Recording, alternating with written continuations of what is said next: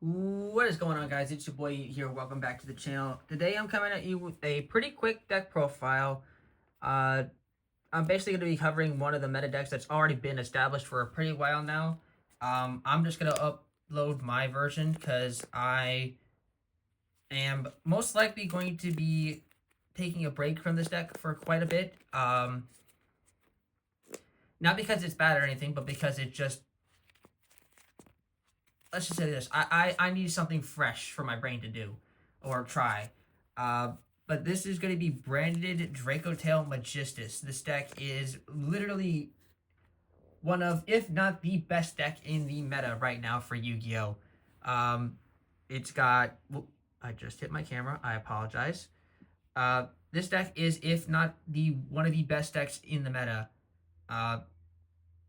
Yeah, I'm pretty sure I covered Dracotail on this channel plenty already beforehand. I've done a Vanquished Dracotail deck profile, which a lot of a lot of you seem to really like. So yeah, let's get right into it. If you guys go in to enjoy it, leave a like and subscribe. Yeah, I'm not gonna bother trying to explain any of the Dracotail stuff. I might explain some of the branded stuff, but for the most part, this should all be cookie cutter stuff. If you even know a little bit part of the meta right now for Yu-Gi-Oh, you should know what a lot of these cards do. I'm just going to cover you my version. So yeah, let's get right into it. 44 card main deck. For starters, we have 3 copies of Dracotail Lucius.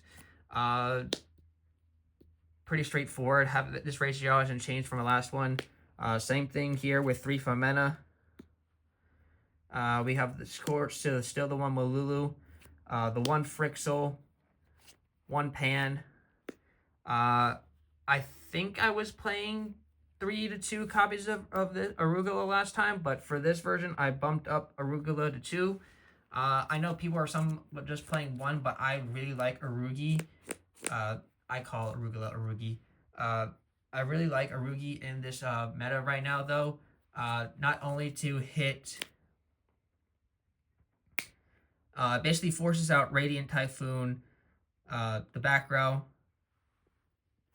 Yeah, because you basically get to target 1 spell or trap on the field. So you can pop the Mignon, you can pop the Mandate, so that they were forced to have to force it out with Mystic Space Typhoon to reset it. Very good against the Mirror Match in preparation. So I just found that 2 Arugula has been pretty much coming up for me pretty often. I even once contemplated upping this card from 2 to 3, but I didn't seem it necessary. Plus, I didn't want my deck count to be more than 44. I'm already taking a risk with 44 as the ratio as is, but this is what's been working for me. But that's literally it for the Dracotail stuff. Now we're on to the new stuff, which is the Magistus. I will take a few seconds here to explain some of these cards since they are brand new for those who do not know these engine. So we're starting off with the newest Magistus monster, which is Spenta, the Magistus Sealer. So Magistus Spenta here can basically discard to activate one of the following effects, and you can only use each of the following effects of Spenta once per turn. You add a Magistus monster from your deck to your hand except Spenta, or you have the attack of 1 monster your opponent controls until the end of this turn. So those are the 2 choices you have. Now, it has another effect while it's in the graveyard. You can banish this card from your graveyard, then target 1 face-up monster you control, equip 1 Magistus monster from your extra deck or graveyard to it as an equipped spell. A lot of the Magistus monsters get effects to when they're equipped. And yeah, this next one here is no exception, because it's one of the main new combo extension pieces that this deck really gets, and that is Zoroa, the Magistus Flame. Zoroa is pretty much the Magistus king right now. Not only is his effect monster like the best 1-card extension in the 1-card starter, because you can do a crazy one. All you need is Spenta, and you can do an insane 1-card combo. I might even show you at the end of this, because it is damn well pretty good.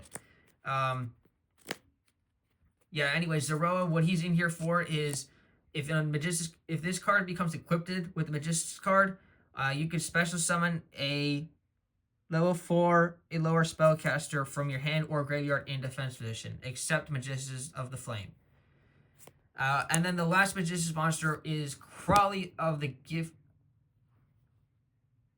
Magistus, who's also counted as Alistair the Invoker, by the way.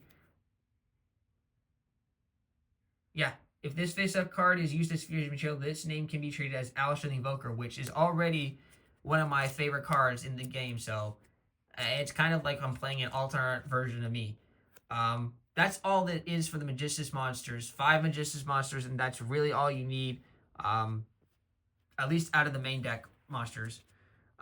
Then we have the new Albaz, which is currently sitting at a pretty hefty price a piece, and yeah, that's 3 copies of Fallen of the White Dragon.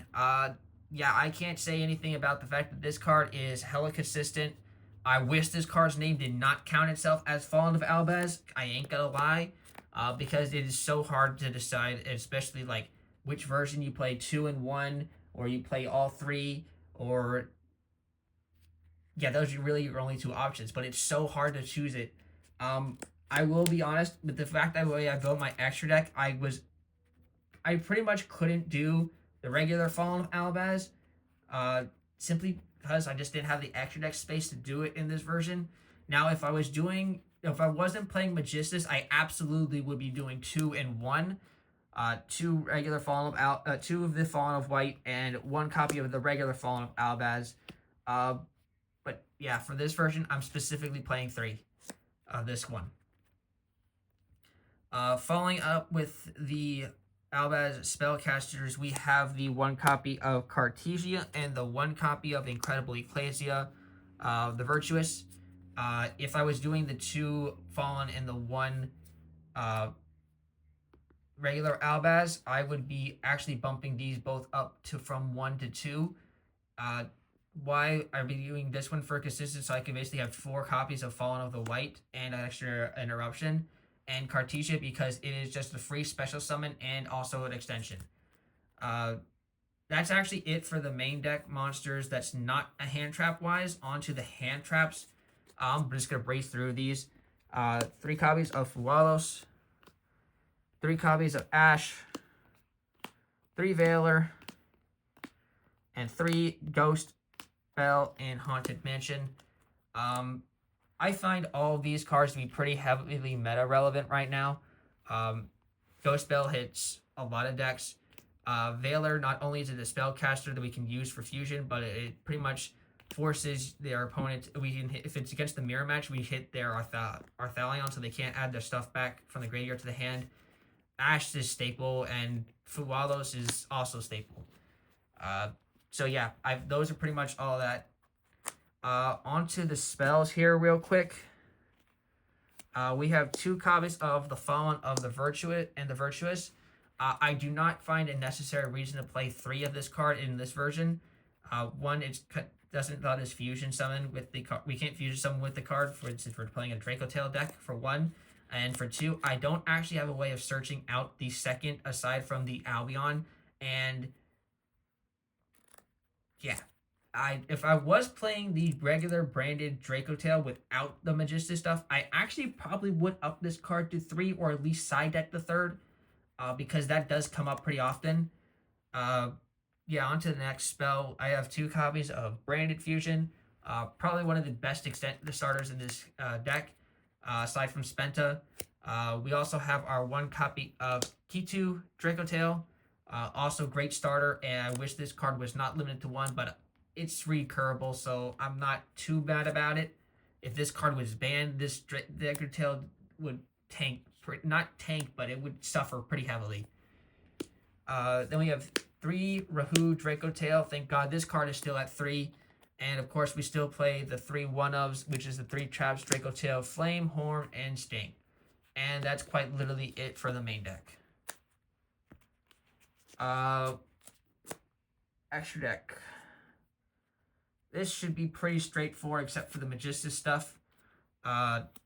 Only Dracotail monster we're playing is 2 Arthalion and 1 copy of Gulamel. I just couldn't fit the new Shalros in this version. I do play Shalros in the regular branded Dracotail, just not the just without the Magistus. But unfortunately, with the Magistus, I cannot add that card into this because I need the space for the Magistus stuff. I do count this card as part of the Dracotail stuff now because I've practically played in anything Dracotail related. It's Secretarion. Secretarion is just, it's too good not to use, dude. Any Dragon or Spellcaster Fusion deck should be probably playing this card, especially since the meta is also run by Dracotail. If you're not playing this card, you're going to lose the mirror match. 100%. From the Magistus stuff, we have one copy of Invoked Magistus Omega. This card is absolutely disgusting. It's a part of the one card combo I was talking about.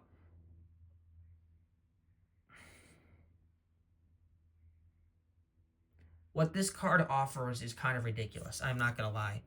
It and its brother here, Zeroa, the Magistus. I'm not even going to bother trying to pronounce that. Verthagania. I cannot pronounce the last one. I'm just going to call this Big Red Zoa. So Big Red Zoa here, Zeroa, basically is like a walking negation. You send a Magistus card, you negate a card effect. Then we have Alias, the Magistus Spell Spirit. This card actually is a weird kind of like equiption take control.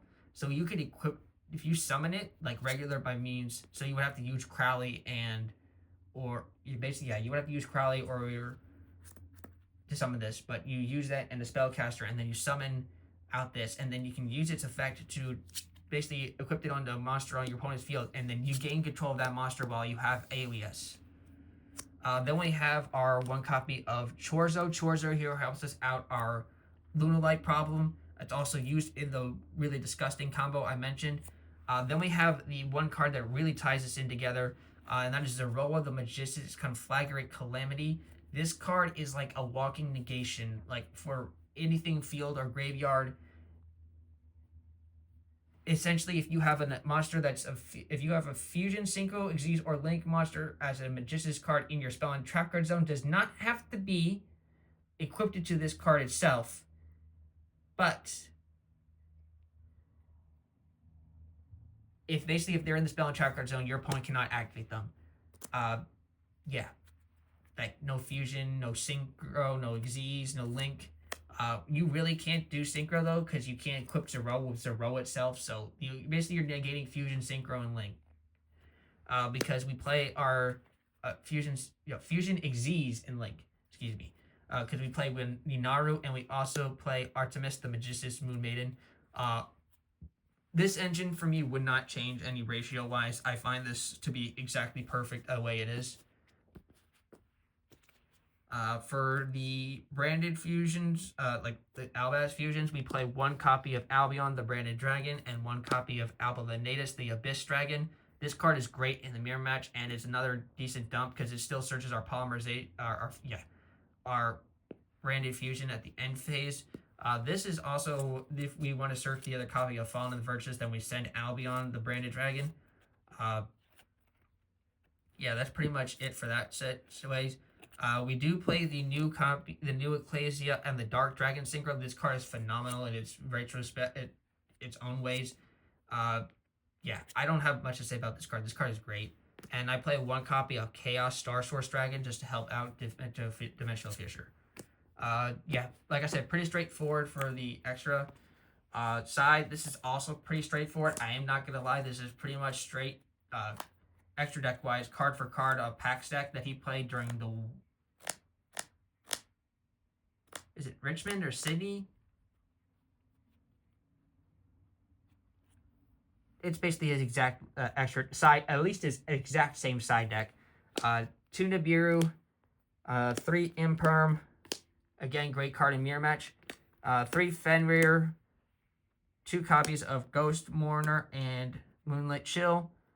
3 copies of Mochami Purulia, 1 called by, 1 cross out. Not much to say. This deck is just really good. If you're getting into the game of Yu-Gi-Oh! Or already established player and you're just looking to turn your brain off, this deck still requires a little bit of brain power, but it doesn't take, like, it's not like turn your whole complete brain off like you do in Tenpai.